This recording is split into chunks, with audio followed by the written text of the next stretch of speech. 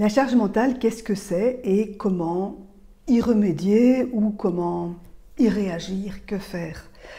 Alors ce n'est évidemment pas pour vous répéter ce que vous savez déjà que je prends la parole aujourd'hui, c'est pour vous donner un autre aperçu de la charge mentale qui résulte de très nombreux dialogues que j'ai eus avec des femmes et qui m'ont permis de développer un point de vue tout à fait différent sur la charge mentale. Et aujourd'hui, je vais vous parler de la charge mentale de façon générale, c'est-à-dire que je ne vais pas seulement vous parler de la charge mentale des femmes, mais je vais vous révéler, si vous n'êtes pas au courant, que énormément de catégories de la population sont affectées par la charge mentale, donc y compris les enfants, les hommes, et aussi les célibataires et les couples sans enfants, tant qu'à faire, tout le monde, quoi.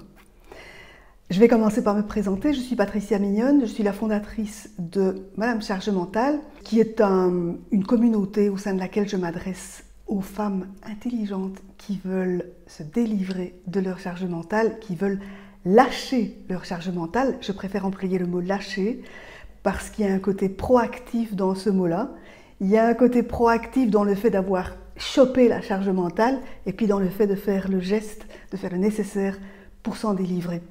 Donc je parle de femmes intelligentes parce que ce sont des femmes qui ont des projets, qui ont des passions, qui ont envie de réaliser quelque chose dans leur vie et qui n'ont pas l'intention de se mettre en veilleuse pendant 20 ou 25 ans, pendant le temps de l'éducation de leurs enfants. Donc bienvenue les femmes intelligentes qui veulent lâcher leur charge mentale. Alors, je dis régulièrement des choses assez dures à entendre. Et souvent, quand je parle comme ça, on me dit « Waouh, c'est dur à entendre, mais merci de l'avoir dit, merci pour les prises de conscience que tu me permets de faire. » Donc voilà, je vais dire des choses peut-être pas sympas. J'ai une carte mentale là devant les yeux, mais tout n'est pas écrit, donc peut-être qu'il y a des choses pas sympas qui vont sortir. Ce sera pour vous faire réfléchir, ce ne sera évidemment pas pour vous blesser, vous faire du mal, pour vous remettre à votre place, ce n'est pas du tout l'objet. Alors, la charge mentale, cette vision de la charge mentale que je vais effleurer dans cette vidéo, je la développe très largement dans ce livre, le livre qui est le fruit de cette recherche, et puis la recherche, elle a évolué, bien entendu, puisque je continue à dialoguer, et que ma perception de la charge mentale et donc les remèdes que je propose pour la lâcher, tout ça évolue. Ce que je développe dans le livre, en tout cas, c'est l'idée que la charge mentale est un problème de civilisation. Il y a plein d'approches possibles de la charge mentale. Je ne les disqualifie pas, mais dans ce livre, je l'approche comme un problème de civilisation. Comme le fait que nous sommes formatés tous au cours de notre éducation. Ça commence dès tout petits bébés à la maternité, où à la maternité, les infirmières, elles babillent différemment avec les petits bébés garçons d'avec les petits bébés filles, les nouveau-nés. C'est quelque chose qu'on a observé, que Boris Cyrulnik notamment relate dans un de ses bouquins. Et puis alors, j'insiste sur le fait que ça affecte absolument tout le monde et que, de façon générale, ce qui se passe, c'est que l'éducation est un formatage qui fait de nous des individus adaptés à cette société dans laquelle nous vivons. Un formatage qui est assuré par tous nos éducateurs, donc principalement nos parents, et puis nos enseignants, et puis tout ce qui va constituer le discours ambiant dans lequel nous baignons en permanence. Donc ça va être les livres que nous lisons, les revues que nous lisons, les films que nous voyons. Tout ça véhicule des images qui sont autant de scénarios modèles, de scénarios de référence sur lesquels on va s'appuyer pour construire notre existence. Et c'est ainsi que notre société définit des rôles qui sont des modèles dans lesquels nous allons nous fondre à titre individuel. Donc quand je parle de notre société, de quelle société est-ce que je parle? Je parle de la société capitaliste, matérialiste, positiviste, rationaliste, etc., etc. En tout cas, c'est un monde qui formatent les individus pour, spécialement vous les Français, hein, désolé de m'adresser spécialement à vous les amis, mais moi je suis belge, vous l'entendez à mon accent, et les Belges, on ne prend pas position comme vous le faites. Moi, j'ai pas encore entendu de Belges, ou pas beaucoup en tout cas, beaucoup moins que de Français, me dire « Oh, moi je suis rationnel, les trucs perchés, je n'accroche pas, je n'y crois pas ». Et ce qui se passe, c'est qu'en étant formaté de cette manière-là, on passe à côté d'une partie importante de notre existence. Donc, en croyant, en ayant gobé que le monde, que la réalité se résume au quantifiable, au démontrable, etc., au validé scientifiquement, n'est-ce pas? Eh bien, on passe à côté de quelque chose d'important qui est la dimension symbolique, la dimension impalpable de notre existence. Donc, pour parler de choses que vous pouvez entendre, mais par exemple, dans notre éducation, ni à l'école ni au sein de la famille, on a attiré notre attention sur le fait que nous ayons une intériorité. Et l'intériorité, ben, ça va être nos pensées, nos processus mentaux, nos émotions, mais plus pragmatiquement, de façon plus tangible, ça va être nos sensations. Et donc, notre corps qui nous parle, notre corps a un langage, notre corps nous parle. Notre corps, si on l'écoute, nous dit plein de choses à propos de nos états et à propos de notre relation à la vie, à notre entourage humain et à ce qui se passe en général autour de nous. Et donc notre corps, il va nous parler à sa manière, à savoir, il va nous parler à travers lui-même. Donc il va murmurer. Mais comme nous ne sommes pas façonnés pour entendre son murmure, on ne va pas écouter. Et puis il va nous envoyer des symptômes, et puis il va nous envoyer des cris, que sont les maladies et les affections lourdes. Et beaucoup de gens ont besoin d'en aller jusque-là pour écouter ce que le corps a à nous dire. Et ce que le corps nous dit, quand il nous parle, il nous dit « mais tu te maltraites, tu ne t'écoutes pas, tu bafoues qui tu es, tu bafoues tes aspirations, tes désirs, tes besoins. Au nom de quoi? Au nom de ces identités que la société nous propose, et comme à la base, ces identités sont véhiculées par nos éducateurs, c'est-à-dire des gens qui nous aiment, nous leur faisons pleinement confiance. Et je ne suis certainement pas en train de dire que nos éducateurs ont des intentions pernicieuses. Ils transmettent ce truc qui s'appelle, ces modèles qui reflètent l'idéologie. L'idéologie, c'est l'impensé collectif. Ce sont nos évidences collectives. C'est ce qui structure nos pensées et dont nous ne nous rendons pas compte que c'est un récit collectif propre à notre société. Nous ne nous en rendons pas compte parce que nous baignons là-dedans depuis notre enfance. Mais si nous appartenions à une autre société qui vient nous rendre visite, ou bien nous, quand nous rendons visite, par exemple, si vous voyagez en Inde, en Afrique, en Extrême-Orient, vous verrez bien qu'ils fonctionnent différemment de nous. Ils ont des croyances différentes des nôtres. Et à ce moment-là, comme vous êtes de l'extérieur, vous vous rendez compte. Mais leur manière de voir le monde et la réalité n'est pas pire, ni meilleure, ni plus erronée que la nôtre. Ce sont des structures de représentation, des manières de décoder notre expérience. Et donc, j'insiste sur le fait que nos éducateurs, donc les parents, nos parents en tant qu'enfants, et nous en tant que parents vis-à-vis de nos enfants, on véhicule un corps de croyances, un ensemble de croyances, sans s'en rendre compte, parce qu'on croit que c'est ça le réel. On croit que ça reflète le réel. Et donc, tout ça nous propose des identités. Ce récit collectif-là nous dit voilà ce que c'est qu'un homme, voilà ce que c'est qu'une femme, voilà ce que c'est que réussir dans notre société.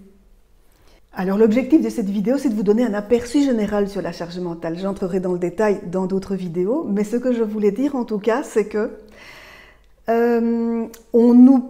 Quand on parle de la charge mentale, collectivement, globalement, les gens, on pense tous maintenant que la charge mentale, sous-entendu, c'est la charge mentale des femmes, alors on va la définir comme le fait de penser à tout pour tout le monde. Voilà. Et quand je parlerai plus en détail de la charge mentale des femmes, j'aurai beaucoup d'autres choses à vous dire que ça, parce que ça ne se limite vraiment pas à ça.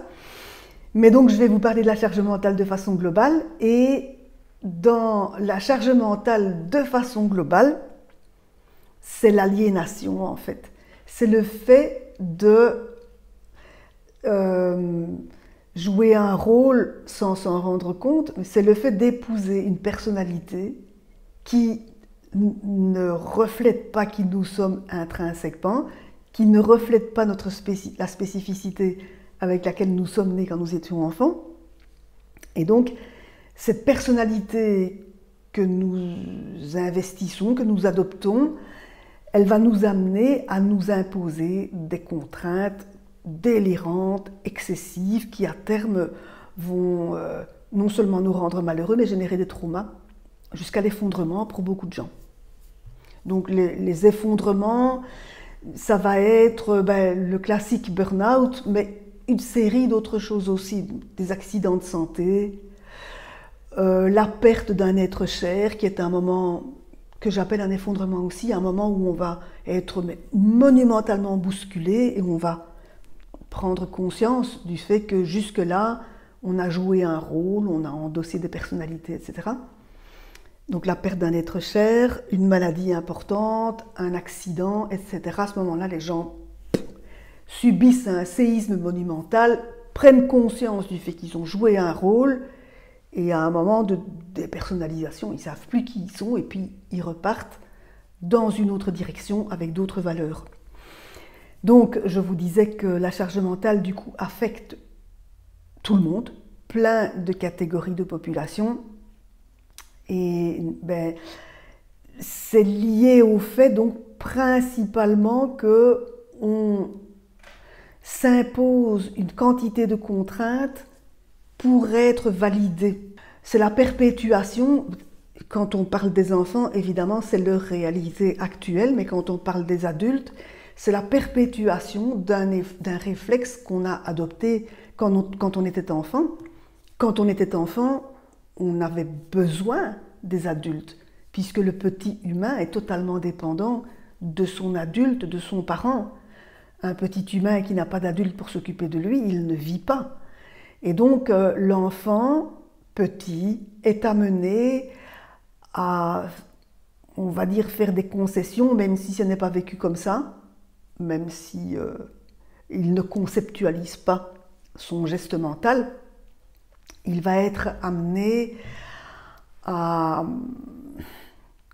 abdiquer sa souveraineté pour que l'adulte prenne soin de lui. Et donc l'adulte, indépendamment de sa volonté, il faut vraiment assimiler le fait que les violences éducatives, c'est un oxymore, hein, violence éducative, c'est un oxymore, que les violences éducatives sont perpétrées par des adultes qui n'ont pas conscience de ce qu'ils font. Mais ce qui se passe, c'est que les adultes qui les perpètrent, à savoir tous, sont eux-mêmes des enfants blessés. Et donc de génération en génération, on transmet ça.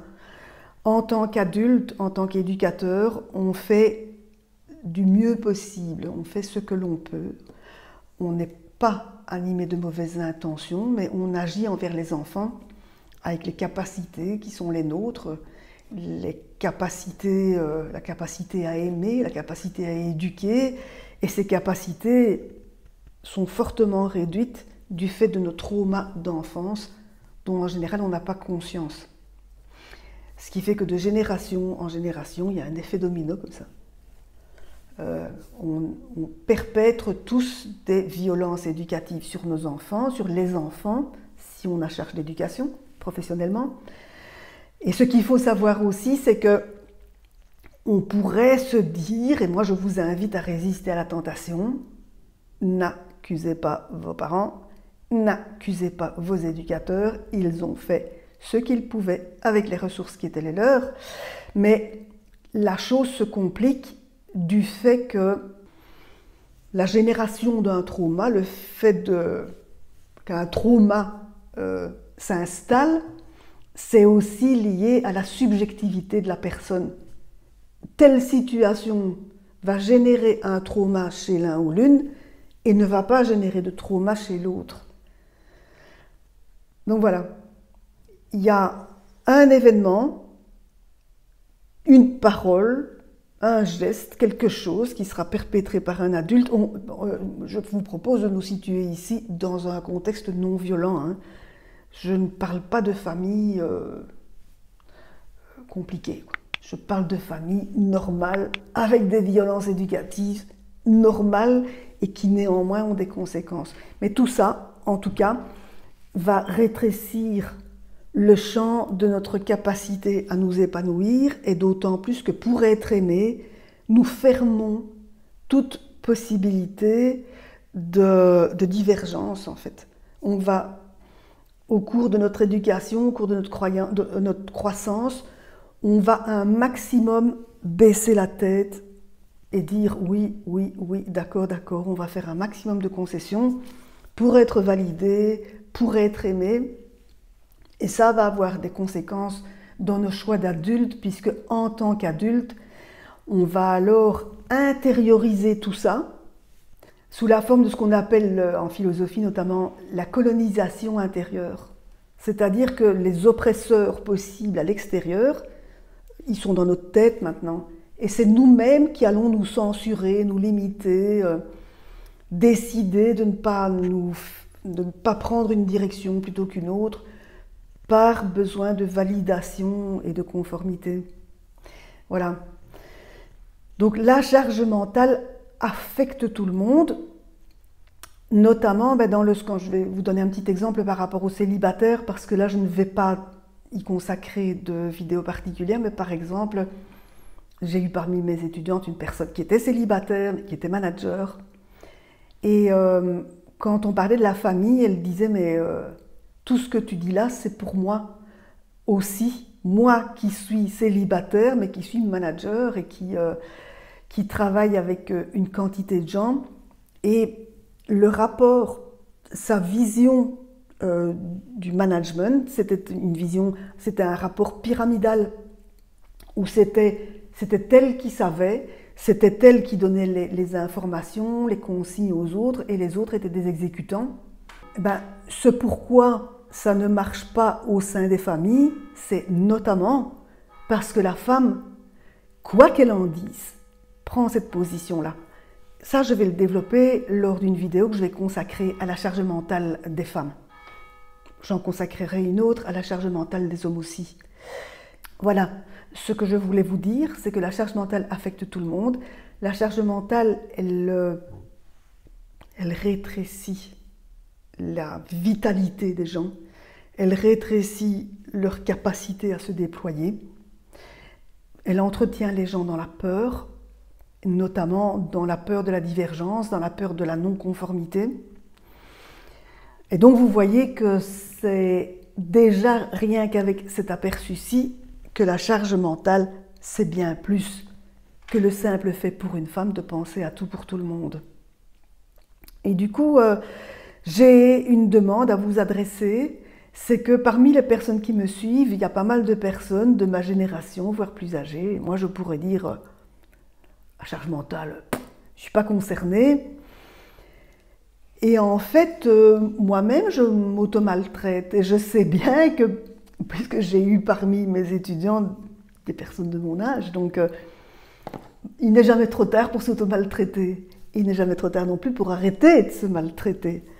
Et donc, ce que je voulais vous demander, ce que je veux vous demander, comme je sais bien que beaucoup de femmes de ma génération m'aiment bien, je veux vous demander d'en parler, de parler de ce que je propose, de parler de l'accompagnement que je propose. Et l'accompagnement que je propose 2 accompagnements, un en individuel qui dure 3 mois, en tête-à-tête, et c'est en particulier pour aider les femmes qui ont une passion et qui ont un projet, notamment un projet professionnel, et qui sont prêtes et décidées à mettre la gomme pour que ce projet puisse se déployer sans pour autant négliger leur famille.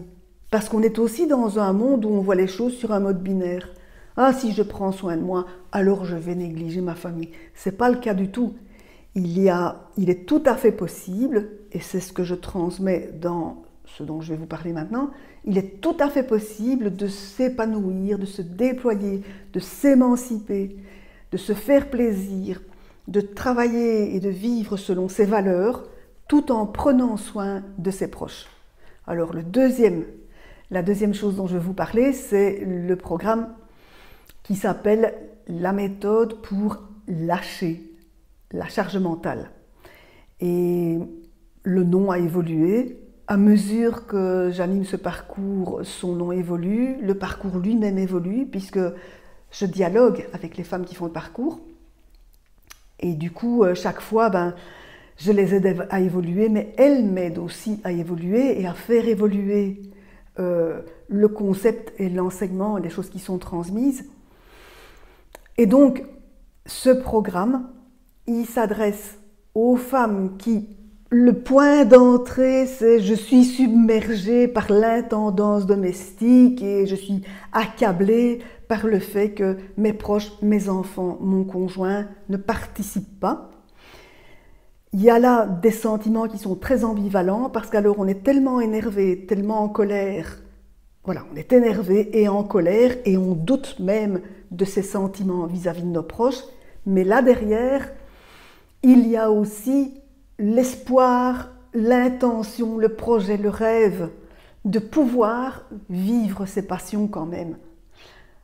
Et je le précise, c'est pour ça qu'au départ j'ai dit les femmes intelligentes, je précise ça, parce qu'il y a des femmes pour qui font le choix de porter leur croix jusqu'à la fin de l'éducation de leurs enfants, qui ne développent rien pour elles, qui considèrent le rôle de mère comme un rôle servile. Je suis là pour vous servir et je ne sers qu'à ça et ma vie n'a pas d'autre sens que ça et qui souffrent vachement du syndrome du nid vide quand les enfants s'en vont. Voilà. Donc je vous demande, à vous les aînés, à vous les femmes de ma génération qui m'aimaient bien, je vous demande de m'aider. Je vais lancer la prochaine ouverture de la méthode pour lâcher sa charge mentale en quelques semaines. Je vous demande de m'aider en parlant aux plus jeunes autour de vous pour qu'elles puissent se libérer de leur charge mentale, pour qu'elles puissent lâcher leur charge mentale, parce que ça nous appartient à nous de lâcher notre charge mentale. On a les pleins pouvoirs là-dessus, je vous le promets. Donc, que faire? Je vous donne un petit truc, puisque ça faisait partie du titre, du point de départ. Que faire quand on se plaint, quand on sent qu'on souffre de ce machin-là?